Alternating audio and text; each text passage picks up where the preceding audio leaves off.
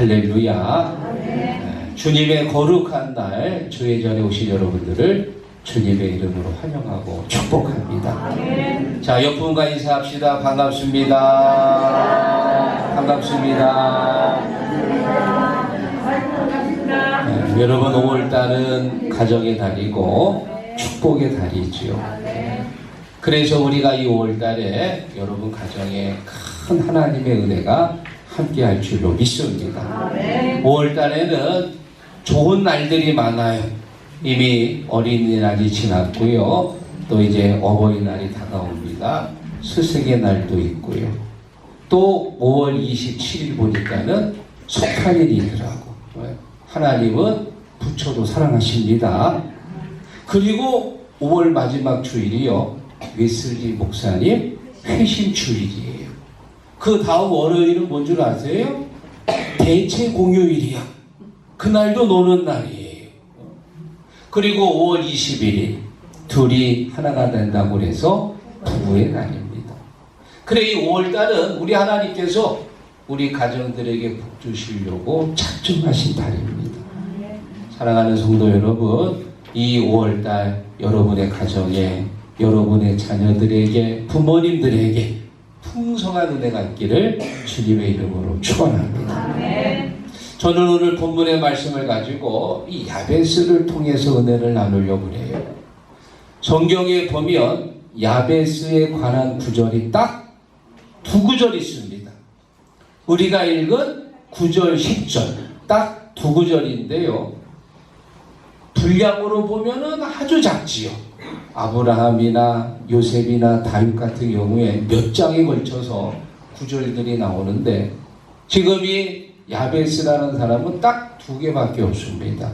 분량으로 보면은 아주 적은 분량인데, 그가 받은 축복을 비교해 볼 때 그 누구하고도 손색이 없을 만큼 풍성한 축복을 받았습니다. 저는 이 시간 귀중한 자 야베스라는 제목을 정했는데요. 오늘 이 야베스가 받은 복이 여러분에게 임하시기를 주의 이름으로 축원합니다. 자, 귀중한 자 야베스 첫 번째, 어머니가 수고로이 낳았다. 9절 읽어봅니다. 야베스는 그의 형제보다 이름하여 이르되 야베스라 하였으니 이는 내가 수고로이 낳았다 함이었더라. 아멘. 여러분, 야베스의 뜻이 뭐냐? 고통의 아들입니다. 고통의 아들. 그러니까 야베스의 어머니가 야베스를 낳을 때 거의 죽다 살아날 정도로 너무 힘들게 난 거예요. 그리고 나서 이 아들에게 이름을 붙여주기를, 너는 고통의 아들이야. 나 너 때문에 죽을 뻔했어. 아유, 너만 보면 징글징글해. 차라리 너는 안 태어나는 게 좋을 뻔했어. 세상에 어느 부모가 자식한테 그런 몹쓸 이름을 지어줍니까? 그래서 아마 성서학자들이 더 생각하기를 이 야베스의 출생은 축복받지 못한 출생이 아니었을까. 지금처럼 우리가 무슨 성폭행 같은 걸 당해가지고 원치 않는 임신을 해서 태어난 아기였을 확률이 많습니다. 그러니까 자식이 태어나가지고 너 때문에 내 인생 꼬였어. 너 때문에 나는 고통의 사람이 되었어. 하고는 자식에게 몹쓸 이름을 붙여준 거예요. 지금 여러분들은 여러분들의 부모님이 지어준 이름을 갖고 있습니다. 여러분들이 지금까지 사시면서 여러분의 이름을 얼마나 많이 들었습니까? 아마 어릴 때 부모님들 그 이름을 불렀겠지요. 그리고 커서 학교에 들어가면 친구들이 그 이름을 불렀을 것이고, 또 이제 결혼해가지고 가정을 살면서 또 여러 이웃들에게 그 이름이 불려졌을 것이고, 심지어 병원에 가면 간호사 선생님께서 아무개님 나오세요 하고 이름을 불렀을 것이고, 지금 내가 가지고 있는 그 이름을 수천 수만 번 내가 들었을 겁니다. 다 부모님이 좋은 이름을 붙여주셨어. 조대훈, 나라 조자에 큰 대자 공원자, 나라에 큰 공을 세워라. 이렇게 좋은 이름을 붙여주셔가지고요, 제가 목사가 돼가지고 하나님이 기뻐하시잖아요. 할렐루야. 어떤 부모도 자식에게 몹쓸 이름을 주지 않습니다. 다 의미 있는 좋은 이름을 붙여줍니다. 자, 그런데 지금 이 야베스의 어머니는 야베스에게 넌 고통의 아들이야.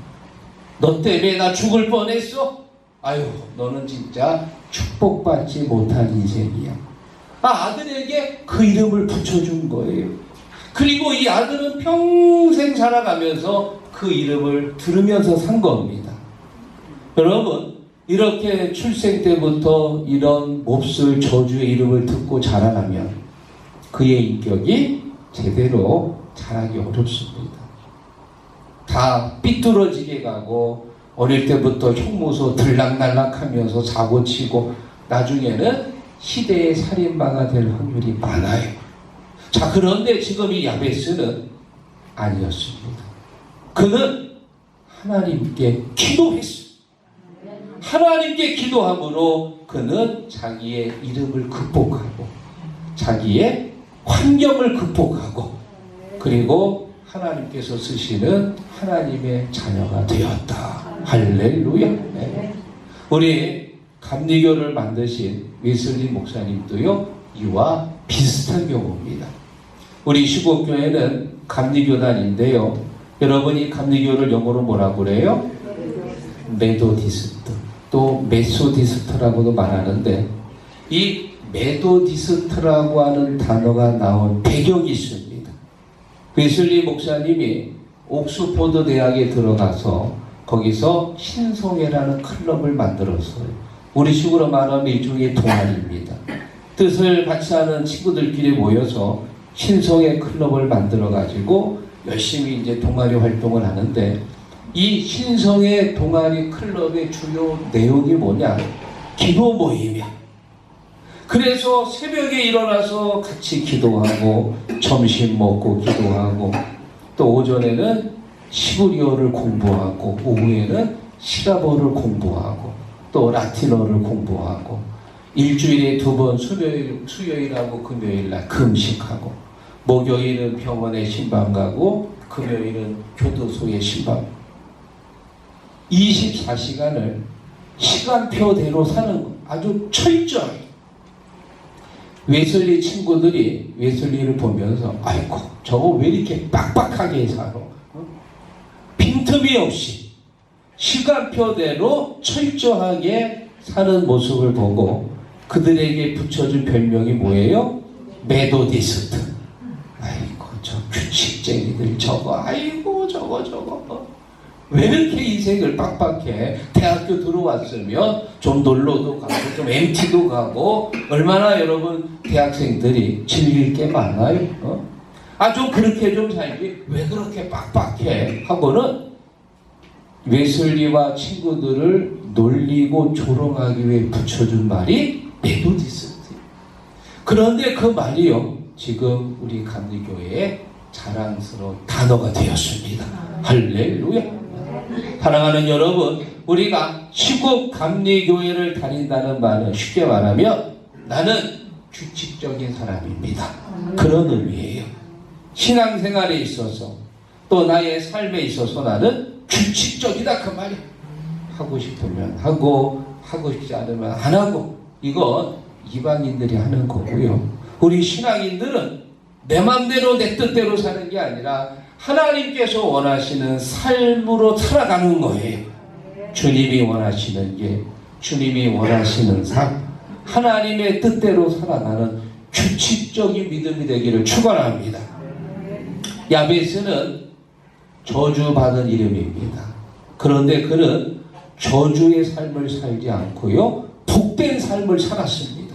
왜? 자기의 이름을 극복했기 때문에, 자기의 환경을 극복했기 때문에.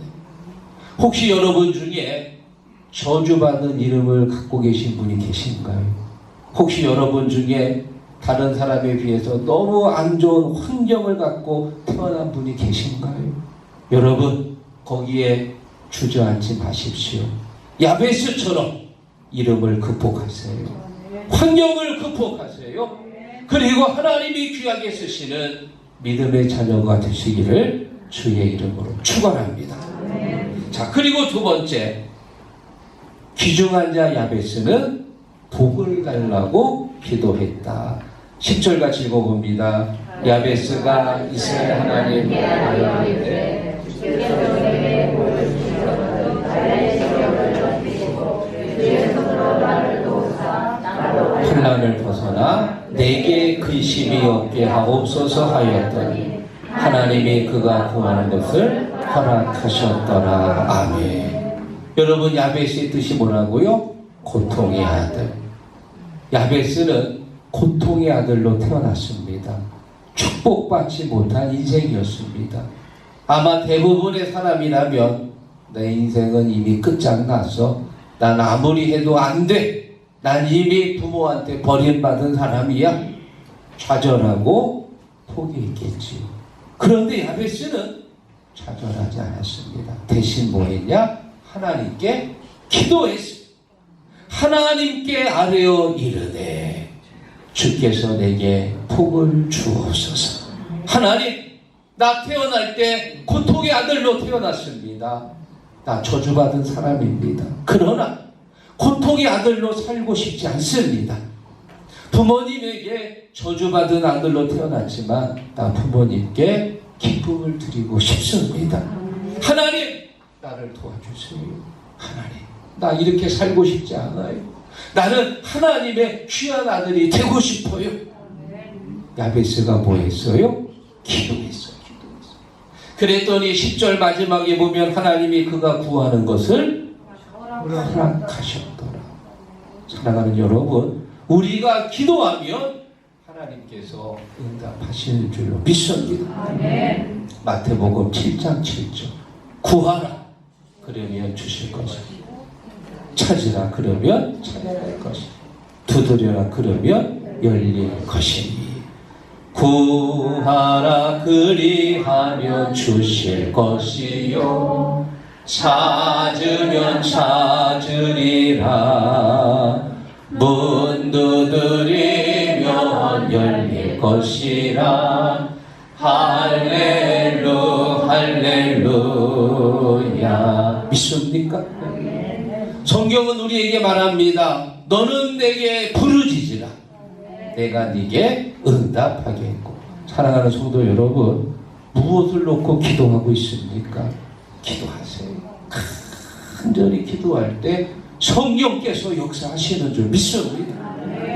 야베스가 또 기도한 게 있는데 그 중간에 보라색 보면 나의 지역을 넓히시고, 지역을 넓혀달라는 얘기는 쉽게 말하면 하나님, 나 땅을 좀 주세요. 땅을. 이스라엘 사람들은 땅을 받을 때요 기업으로 분배를 받습니다. 그런데 야베스는 땅을 단 한 평도 분배받지 못했습니다. 왜냐하면 야베스는 이스라엘의 12지파 사람이 아니에요. 그러면 어느 사람이냐? 겐족속 사람인데, 이 겐족속이라고 하는 건 모세의 장인 미디안의 제사장 이드로를 말합니다. 이드로의 후손들이 겐족속이에요. 이스라엘 백성들이 광야에서 40년 생활할 때 모세의 처남 호밥이 이제 형님을 만나러 왔는데, 그때 모세가 호밥에게 부탁합니다. 자네는 이 광야에서 태어나서 광야에서 자란 광야의 전문가니까 고향으로 가지 말고 우리하고 같이 살면서 우리에게 광야에서 사는 법을 좀 가르쳐 주니. 에이, 싫어요, 귀찮아요 하고 거절했는데 또 모세가 부탁을 하는 것. 그래서 호밥이 자기의 고향으로 돌아가지 않고 그 광야에 남아가지고 이스라엘 사람들하고 이제 40년 동안 광야 생활합니다. 그리고 가나안 땅에 같이 들어갔는데, 그런데 여기서 중요한 것은 나중에는 이제 유다 지파에 흡수돼서 유다 지파 사람이 되지만 정통 이스라엘 사람이 아니라서 땅을 기업으로 받지 못해요. 그래서 이 야베스는 땅 한 평도 없는 그런 사람이 됩니다. 그래서 야베스가 기도해요. 하나님, 나 땅 한 평도 없지만 나에게 지경을 넓혀주셔서 땅을 좀 많이 나한테 주세요. 내가 농사 많이 져가지고 나무 많이 심어서 열매를 따가지고 하나님 앞에 내가 드리겠습니다. 하나님 나를 축복해 주세요. 간절히 기도했더니 10절 마지막 하나님께서 그가 구하시는 것을 허락하셨더라. 할렐루야. 사랑하는 성도 여러분 기도하십시오. 무엇을 놓고 지금 기도하고 있습니까? 하나님, 제가 우리 시곡교회에서 11조 제일 많이 드릴 수 있도록 제게 복을 주세요. 제가 하나님 앞에 제일 많이 드리는 믿음의 사람이 되겠습니다. 우리 시곡교회 111 전도운동 하잖아요. 한 사람이 1년에 한 명 전도하기인데 하나님, 나는 119 전도하겠습니다. 119는 뭐예요? 한 사람이 1년에 9명 전도하겠습니다. 주여, 제게 전도의 능력을 주세요. 아멘 하는 사람은 그렇게 되는 거예요. 하나님, 나한테 찬양의 은사를 주세요. 하나님, 나에게 섬김의 은사를 주세요. 기도할 때 주님이 들으시고 주님이 역사하십니다. 시편 77편 1절 내가 내 음성으로 하나님께 부르짖으리니 내 음성으로 하나님께 부르짖으며 기울이시리라. 믿습니까?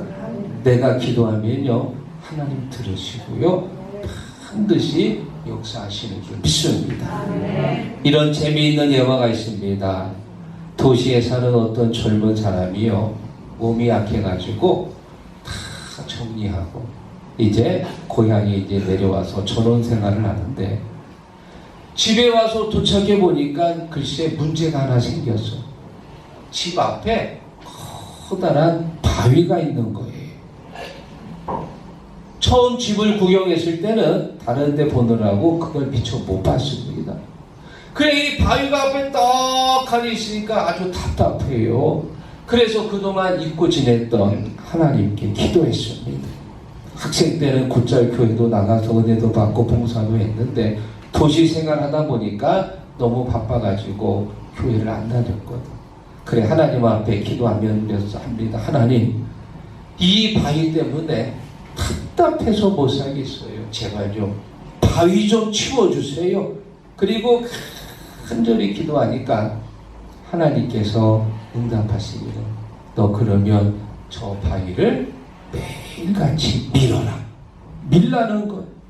그래서 이 사람이요 하여튼간 틈만 나면 열심히 바위를 밀어서 아침 먹고 밀고 점심 먹고 밀고 저녁 먹고 밀고 한 달 밀고 두 달 밀고 석 달 넉 달 1년 동안 하여튼간 시간만 나면 열심히 바위를 밀었어. 그런데 바위가 움직였나요? 줄자로 재보니까 단 1cm도 안 움직여요. 1년 동안 그렇게 열심히 밀었는데 바위는 단 1cm도 움직이지 않고 얼마나 화가 나는지 땀은 막 비오도 타고 막 화가 나고 아유 샤워나 해야 되겠다 하고 우통을 벗었는데 글쎄 거울 앞에 웬 딴 사람이 서 있어. 누가 서 있어요?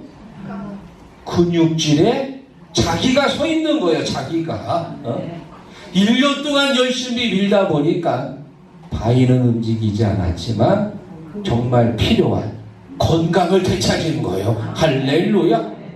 사랑하는 성도 여러분, 우리가 하나님 앞에 열심히 기도하면은 주님께서 반드시 응답하시는 줄로 믿습니다. 물론 방법은 어떻게 될지 몰라요. 하나님은 다양한 방법을 통해서 역사하시는데 중요한 것 반드시 우리의 기도를 들으시는 줄 믿습니다.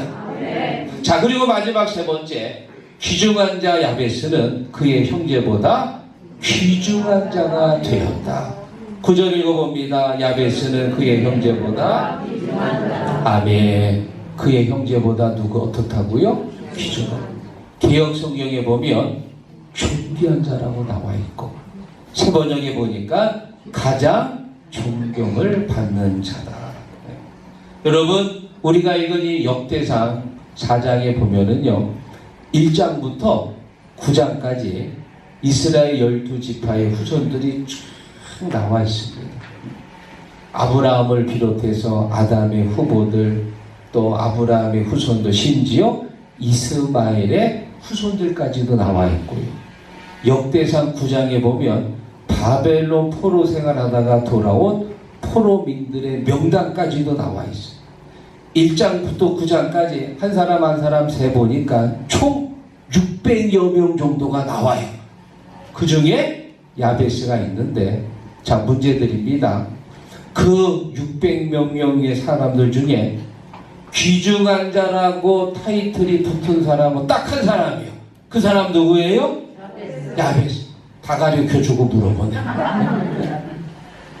이번에 야유에 가가지고 이제 각 기관 선교회장들이 문제를 내는데, 문제가 보니까 다 가르쳐주고 내는 문제예요. 다 맞출 수 있어요. 여러분, 왜 야베스 앞에만 귀중한 자라는 타이틀이 붙었을까? 아브라함 보세요. 얼마나 훌륭한 믿음의 조상이에요. 야곱 보세요. 12지파의 아버지입니다. 요셉은 어떻고요? 다윗은 얼마나 뛰어난 성군입니까? 많은 위대한 사람들이 있는데 왜 유독 야베스에게만 귀중한 자라는 타이틀이 붙었을까? 야베스는 처음에 출생이요, 축복받지 못한 출생이었거든. 그는 저주받은 사람이었는데 그런 사람이 하나님께 은혜를 입어서 귀중한 자가 되었다. 할렐루야. 혹시 여러분 가운데 야베스 같은 여러분의 환경이 있습니까? 걱정하지 마세요. 기도할 때 성령께서 함께 하셔서 야베스처럼 귀중한 자가 되는 줄로 믿습니다. 말씀을 정리하면서 정말 멋진 한 사람을 소개합니다. 오스트레일리아 목사님이신 닉 부이치치란 목사님인데요. 이분은 1982년생인데 엄마 뱃속에 있을 때부터 희귀병을 갖고 있었어요. 테트라 아벨리아 증후군이라는 그런 희귀병인데, 이 병은 어떤 병이냐? 팔, 다리가 없이 태어나는 병이에요. 여기 여러분 사진 보십시오. 팔이 없어. 발도 없는 거예요. 그나마 감사한 건 왼쪽 발에 발가락이 2개 달렸대. 2개. 원래는 그것도 없이 태어나는 병인데 그나마 감사하게도 발가락이 2개. 그러니까는 손가락 없고요, 발가락도 없는데 딱 2개. 여러분, 이 아이가 성장하면서 제대로 살 수 있을까요? 팔다리 다 가지고 살아도 지금 우리 청년들 얼마나 힘들다고 그래요. 결혼 안 하겠다는 게 반이나 됩니다. 결혼하고 나서도 자식 안 낳는 청년들이 많이 있거든요. 그런데 이런 불구의 몸으로 인생을 살아간다, 불가능에 가깝습니다. 그래서 이 닉도요, 어릴 때 너무 우울증이 심해가지고 자살을 3번이나 시도했다는 거예요. 그런데 어느 날 그의 삶을 바꾸는 계기가 나타났습니다. 그게 바로 예수님을 만난 거예요. 예수를 인격적으로 만나면서 그가 왜 이 땅에 태어났는지 그의 사명을 깨달았습니다. 팔다리가 있어도 감사하지 못한 사람들에게 당신들이 얼마나 감사한지를 깨닫게 하려고 하나님께서 나 같은 사람을 이 땅에 보내셨다. 할렐루야. 그걸 깨달은 거예요. 그거를. 사람이 왜 죽습니까? 사명을 모르면 죽는 거예요. 인생의 의미가 없거든요. 그런데 팔다리가 없어도 하나님이 나를 이 땅에 보내신 사명을 깨닫고 나니까 이제는 마음에 감사가 넘쳐. 그리고 세계를 다니면서요, 복음을 전도하는 전도자가 된 줄로 믿습니다.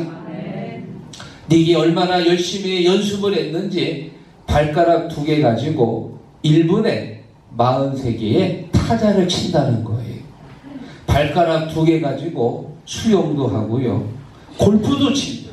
세상에 나 한 번도 골프채도 못 만져봤는데, 이 양반 팔다리도 없는데 골프를 치고요, 또 서핑 보드를 탄다는 거예요. 서핑 보드도 하여튼간 날이 없어가지고 못하는 것 없어. 전부 다 합니다. 심지어 놀라지 마세요. 뭐 했어요? 결혼까지 했어요. 이렇게 예쁜 건강한 아내를 얻어서 결혼도 하고요. 결혼하면 그 다음에 뭐 해야 돼요? 애기 낳아야 되잖아요. 요즘 젊은 사람들 애기 안 낳는 운동 벌이고 있는데요. 아들 낳고 또 아들 낳고, 그리고 놀라지 마세요. 쌍둥이 딸까지 낳아가지고 총 몇 명이요? 4명이요. 4명. 박수 쳐주세요. 예. 4명 낳았어. 할 날이도 없는데 낳을 건 다 낳네. 예. 여러분, 지금 작년도 우리나라 출산율 0.78입니다. OECD 32개 나라 중에서요, 출산율 0%는 전 세계 중에 우리나라가 유일해. 이런 건 유일하면 안 되는데, 적어도 1%는 넘는데 우리나라 하여튼간 유별해. 1%가 안 되는 거예요. 저 예쁜 쌍둥이 두 딸을 보니까 저도 왠지 오늘 좀 한번 시도해 싶은 마음이, 세상에나 딸을 둘이나 낳네, 쌍둥이를. 사랑하는 시국가족 여러분, 팔날이 없다고 인생 저주하면서 낙오자로 살아야 됩니까? 처음에 태어날 때 저주받은 인생으로 태어났다고 평생 자기 인생을 저주하며 세상을 불평하며 비관하며 살아야 됩니까? 아닙니다. 우리가 하나님 앞에 기도할 때 하나님께서 우리의 삶을 역전시켜 주시는 거예요. 우리가 어떻게 태어나느냐 중요합니다. 이왕이면 건강하게 태어나면 좋고, 이왕이면 좀 부유한 집에서 태어나면 좋아요. 그러나 그게 전부는 아니에요. 더 중요한 게 있습니다. 내가 하나님 앞에 어떻게 기도하느냐. 하나님, 내게 복을 주옵소서. 하나님, 내게 지경을 넓혀 주시옵소서. 나는 비록 이렇게 태어났지만 내 인생을 하나님께서 귀중한 자로 나를 세워 주시옵소서. 야고보서 1장 5절에 말합니다. 너희 중에 누구든지 지혜가 부족하거든 모든 사람에게 후히 주시고 꾸짖지 아니하시는 하나님께 구하라. 그리하면 너희에게 주시리라. 사랑하는 여러분, 야베스처럼 닉 부이치시처럼 하나님께서 여러분들을 귀하고 존귀한 자로 세워주실 줄 믿습니다. 기도하겠습니다. 내가 내 음성으로 하나님께 부르짖으리니, 내 음성으로 하나님께 부르짖으면 하나님이 내게 귀를 기울이시리로다. 주님, 우리 시곡교회가 성전 소리를 부르짖으며 작년부터 하나님 앞에 기도했더니 주님께서 1월 달에 성전 외벽을 아름답게 가꿔주시고, 또 이 5월 달에는 성전 내부를 솔로몬 휘장보다 더 아름답게 가꿔주실 줄로 믿습니다. 우리 중에 야베스처럼 축복받지 못한 출생이 있습니까? 우리 중에 닉처럼 어려운 환경에 처한 분이 계십니까? 주여, 환경 때문에 넘어지지 말게 하시고 하나님 앞에 기도할 때 우리 하나님께서 우리의 모든 환경들을 극복하고 존귀한 자로 세워 주옵소서. 예수님의 이름으로 기도하옵나이다. 아멘.